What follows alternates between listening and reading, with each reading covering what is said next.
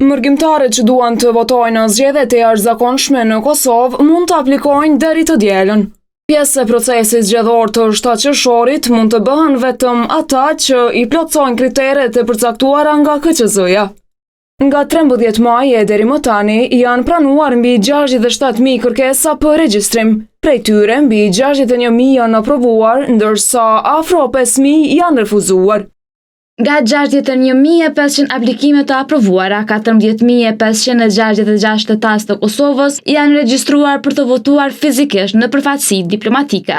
1.605 janë regjistruar për të dërguar pakon me flet votim në kutinë postore të KQZ-s në Kosovë, ndërsa 45.329 janë regjistruar për të dërguar pakon me flet votim në kutinë postore jashtë Kosovës. Gjermania dhe Zvicra prinë me numrin më të madh të votuesve të regjistruar. 4 ditë para përfundimit të afatit, në zgjedhjet e 28 dhjetorit, ishin rreth 40.000 kërkesa të aprovuara.